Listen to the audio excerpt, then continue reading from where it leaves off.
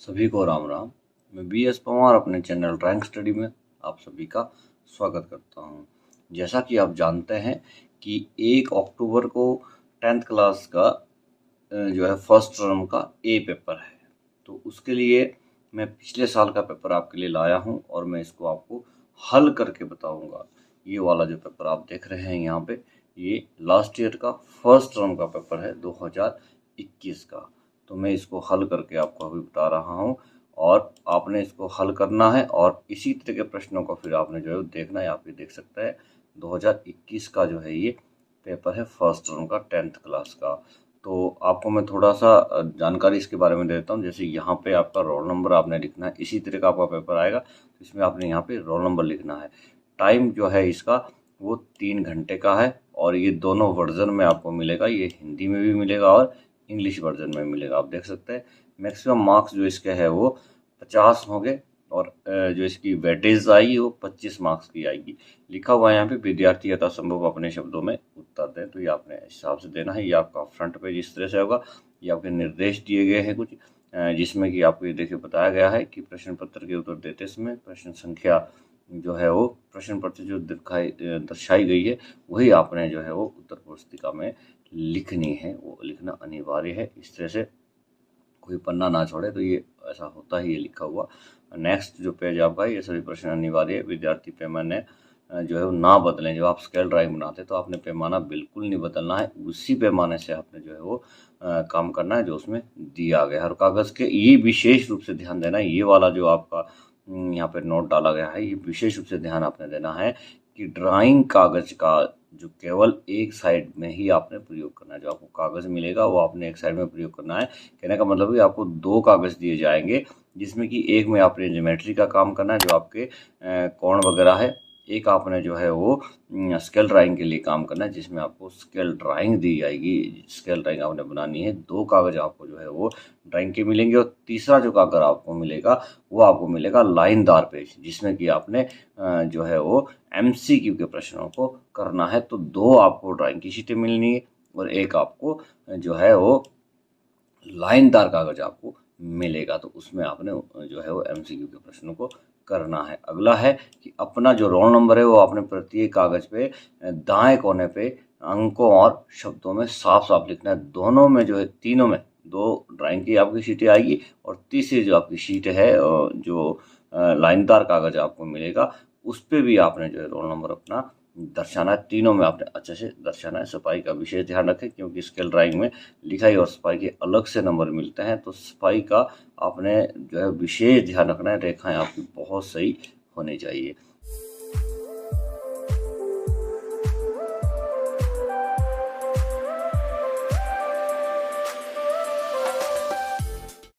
तो नीचे प्रश्न का भाग क जो है वो MCQ का आ रहा है और इसको हम अच्छे से पढ़ेंगे।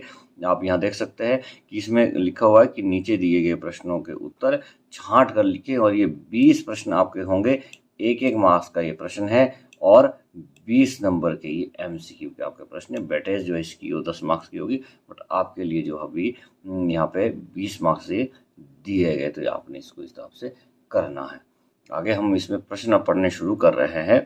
तो पहला जो आपके लिए प्रश्न दिया गया है कि वह आकृति जो 4 से अधिक सरल रेखाओं से घिरी हो तो उसे क्या कहते हैं। पहला प्रश्न है 4 से अधिक सरल रेखाओं से जो आकृति घिरी होती है। आप देख सकते हैं त्रिभुज जो 3 रेखाओं से घिरी होती है, जो वर्ग होता है वो 4 रेखाओं से घिरा होता है और जो बहुभुज होता है वो 4 से अधिक सरल रेखाओं से घिरा होता है। तो ये इसका जो है वो सही उत्तर है, बहुभुज, क्योंकि ये 4 से अधिक सरल रेखाओं से घिरा हुआ होता है। अगला जो हमारा प्रश्न है, हम देख सकते हैं जिस बहुभुज की 7 बराबर भुजाएं हो और 7 बराबर कोण हो उसे क्या कहते हैं। तो जिस बहुभुज की 7 बराबर भुजाएं होती है और 7 जिसमें कोण होते हैं उसको बोलते हैं सम सप्तभुज। जिस सम मीन्स समान, सप्त मीन्स 7, भुज मीन्स भुजाएं। तो जिसकी 7 समान भुजाएं हैं वो है हमारा सम सप्तभुज। इंग्लिश और हिंदी में दोनों लैंग्वेज में इसमें बताया गया है। अगला है वृत्त की परिधि के आधे से कम भाग को क्या कहते हैं। तो वृत्त की जो गोल परिधि होती है, इस तरह की गोल परिधि होती है, वो यदि आधे तक है तो उसको बोलते हैं अर्धवृत्त, और यदि आधे से कम है उसको बोलते हैं चाप, क्योंकि उसमें व्यास नहीं जुड़ा हुआ है, खाली वो आधे से कम भाग है, इस तरह का कम भाग है। इसको क्या कहेंगे, आपको यहाँ मैं दिखा देता हूँ। ये जो भाग है इसको हम बोलते हैं चाप। तो आधे से कम भाग जो होता है परिधि का, उसको बोलते हैं चाप। अगला है कि वह रेखा जो केंद्र से परिधि तक, परिधि के किसी भाग तक खींची जाए, केंद्र से परिधि के किसी भाग तक।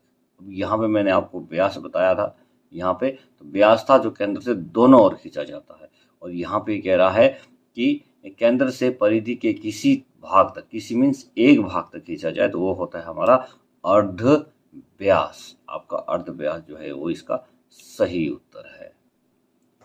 अगला हमारा है वह पिंड जिसके 6 बराबर वर्ग बनते हैं तथा इसकी लंबाई, चौड़ाई और मोटाई बराबर होती है। तो जिसकी लंबाई, चौड़ाई, मोटाई बराबर होती है और उसके 6 वर्ग बनते हैं, वो हमारा होता है घन। घन जो होता है इसके 6 फलक होते हैं और इसकी लंबाई, चौड़ाई और मोटाई बराबर होती है। और एक चीज में आपने और देखना है, जो घन जो होता है, जब हम दर्शक को जो इसके 3 ही फलक दिखाई देते हैं, 3 साइड इसकी दिखाई देती है, 3 जो उसके पीछे इसकी छिप जाती है।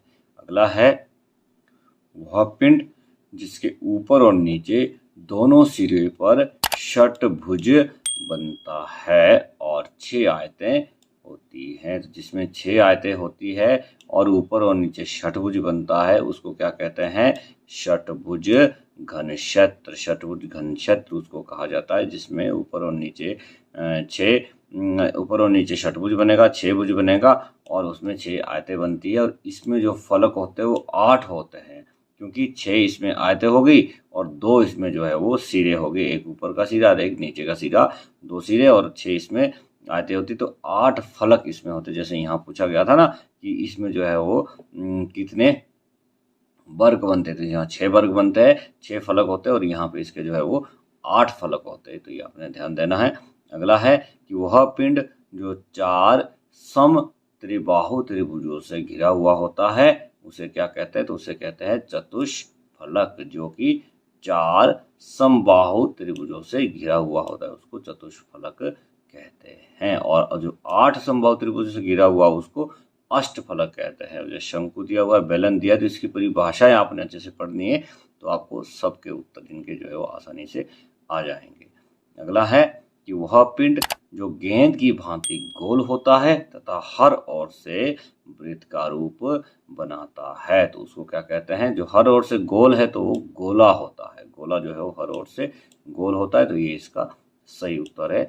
शंकु और बेलन मैंने यहाँ भी आपको बताया था, देखिए यहाँ भी आ रहा है, तो इसको आप पढ़ लेंगे तो अगर इनसे संबंधित प्रश्न कोई आएगा तो आप उसको भी अच्छा इनसे हल कर सकते हैं। वस्तु चित्रण में पहली पंक्ति में कितने छात्र बैठते हैं, तो वस्तु चित्रण में कुल 13 छात्र बैठते हैं और पहली पंक्ति में 7 छात्र बैठते हैं और 6 जो है वो इनके पीछे बैठते हैं। और इसमें जो पहला छात्र होता है वो 22.5 डिग्री के एंगल में बैठता है, और जो 8 नंबर का छात्र होता है वो 33.75 डिग्री के एंगल में बैठता है। तो चलो कोई बात नहीं, तो टीचर के लिए है, वो अपने आप आपको बिठा देंगे। और तो आपकी नॉर्मल जानकारी के लिए मैं आपको बता रहा हूँ कि 22.5 डिग्री के एंगल में जो पहला छात्र बैठता है, और जो फर्स्ट पंक्ति होती है जो हमें पूछा गया है, तो उसमें 7 विद्यार्थी बैठते हैं। अगला है कि वस्तु चित्रण में कागज का कुल कितना प्रतिशत भाग प्रयोग होता है, तो वस्तु चित्रण में जो है वो कागज का 3/4 जो भाग है वो प्रयोग होता है। तो वो जो है इसका सही उत्तर है 3/4। अगला है कि जामुनी रंग कौन सी श्रेणी का रंग है, तो जो जामुनी रंग है वो सेकेंडरी कलर है, द्वितीय श्रेणी का रंग है, क्योंकि प्राइमरी कलर जो होते हैं वो आपके रेड, येलो, ब्लू, ठीक है, ये आपका प्राइमरी कलर है। और आपका जो जामुनी है संतरी रंग है, ठीक है, और हरा रंग है, ये आपके द्वितीय श्रेणी के रंग है। तो जामुनी रंग जो है वो द्वितीय श्रेणी का रंग है। अगला है इंद्रधनुष में सबसे पहले कौन सा रंग होता है? तो इंद्रधनुष में जो होता है वो 7 रंग होते हैं। यहाँ पे वो भी अगला प्रश्न आपको दिया गया कि कितने रंग होते हैं, तो इंद्रधनुष में 7 रंग होते हैं। और जो इसमें पहला रंग होता है इसकी शॉर्ट फॉर्म होती है बिबग्योर। बी मीन्स वायलेट, यहाँ पे इंग्लिश में वायलेट दिया हुआ है, बिबग्योर इसकी शॉर्ट फॉर्म होती है। तो पहला रंग कौन सा होता है? तो जामुनी रंग जो होता है वो पहला रंग होता है इंद्रधनुष का। बिबग्योर में बी आता है सबसे पहले, बी फॉर वायलेट। ठीक है जी। चलो अगला हमने इंद्रधनुष के बता दी कि 7 रंग होते हैं। उसके बाद चित्रकला को कितने भागों में विभाजित किया जा सकता है? तो चित्रकला को 2 भागों में विभाजित किया गया है। वो पहला भाग होता है वाणिज्य कला और दूसरा होता है ललित कला, फाइन आर्ट और कॉमर्शियल आर्ट जिसको हम बोलते हैं इंग्लिश में। तो ये हमारे 2 भागों में हम जो है चित्रकला को बांटते हैं। अगला है वस्तु चित्रण में प्रकाश और छाया को कितने भागों में बांटा जा सकता है? तो वस्तु चित्रण में जो प्रकाश और छाया को है वो हम 3 भागों में उसको बांटते हैं। एक लाइट शेड होती है, एक मिडल टोन होती है और एक डार्क टोन होती है। इसके लिए अगर अलग से आपको पेंसिलों के बारे में जानना होगा कि किस पेंसिल से आप कौन सी शेड कर सकते हैं, तो आप मुझे कमेंट कर सकते हैं। मैं आपको वहाँ पे बता दूंगा कि कौन सी पेंसिल से जो है ना वो आप लाइट शेड कर सकते हैं, कौन सी पेंसिल से हम जो है वो डार्क शेड कर सकते हैं, कौन सी से हम जो है वो मीडियम शेड कर सकते हैं। तो आप पूछ सकते हैं। अगला हमारा है यहाँ पे डिज़ाइन। डिज़ाइन किसे कहते हैं? तो डिज़ाइन के अंग यहाँ पे अभी पूछे गए, पर ये भी आपको प्रश्न आ सकता है कि डिज़ाइन किसे कहते हैं। तो डिज़ाइन के अंग हमारे से पूछे गए, तो डिज़ाइन के अंग जो है वो 5 अंग डिज़ाइन के होते हैं। तो डिज़ाइन के 5 अंग कौन कौन से होते हैं? यदि आपको नहीं पता है तो मैं बता देता हूँ। पहला होता है स्थान, दूसरा होता है रूप, तीसरा होता है रेखा, चौथा होता है तान और 5वां होता है रंग। तो स्थान, रेखा, रूप, तान और रंग, ये 5 जो होते हैं वो डिज़ाइन के अंग होते हैं। ये आपने अपने पास लिख लेने हैं और इनके बारे में पूछा जाता है। तो डिज़ाइन किसे कहते हैं ये एक परिभाषा है, और यदि आपको ये परिभाषा नहीं आती है तो आप कमेंट में मुझे लिखें, मैं आपको बता दूंगा।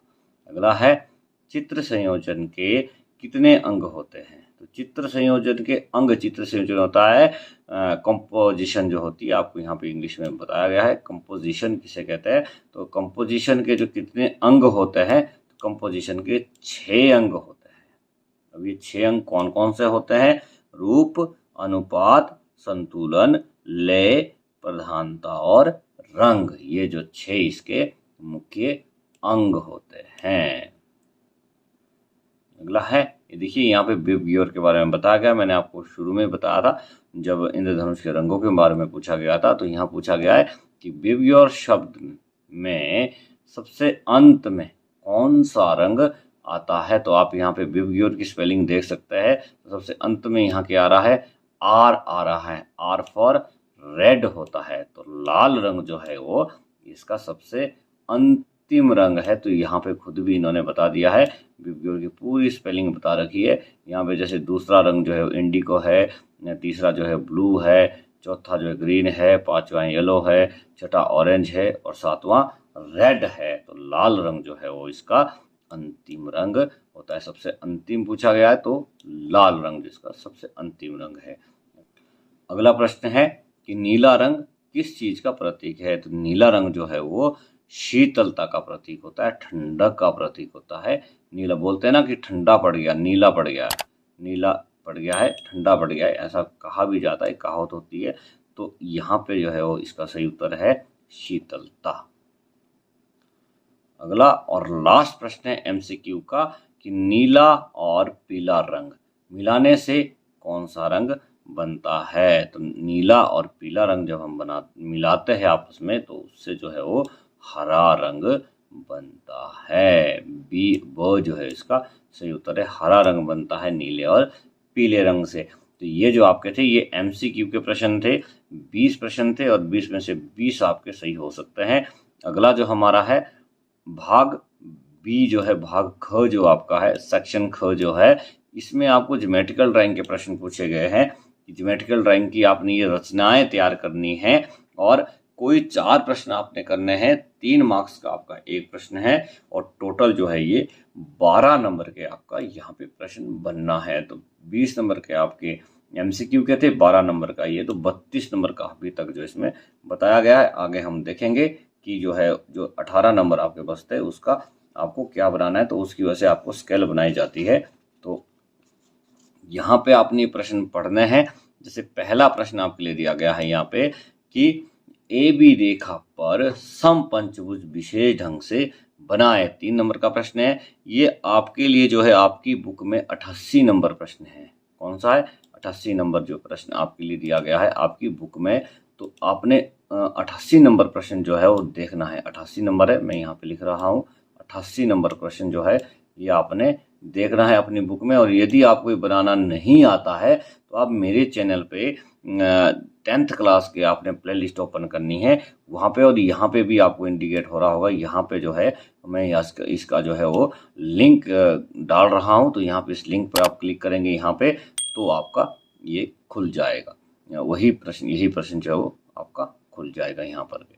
अगला आपका प्रश्न है, एक वृत्त खींचे जो 3 ज्ञात बिंदुओं A B C से गुजरें। तो ये जो आपका प्रश्न है आपकी बुक में जो है वो 94 प्रश्न है। ये आपकी बुक का 94 प्रश्न पे आप देखें तो ये वृत्त में से दिया गया है। और ये भी अगर आपको नहीं आता होगा तो ये भी मैंने सारे प्रश्न जो है मेरे चैनल पे बने हुए, आप वहाँ पे जा करके देख सकते हैं। तीसरा प्रश्न है, दिए गए वृत्त की परिधि पर दिए बिंदु A से स्पर्शरेखा खींचे। ये जो प्रश्न है वो आपकी बुक में प्रश्न नंबर 100 जो है वो ये वाला प्रश्न है ये। तो इसको आप जो है वो बनाएं, और नहीं बनाना आता तो मेरे चैनल पे जा करके आप इसको भी देख सकते हैं। अगला है आपके लिए, ज्ञात वृत्त O की अर्ध परिधि के समान रेखा प्रतीत करें। जो ये प्रश्न है वो आपकी बुक में प्रश्न नंबर 102 है।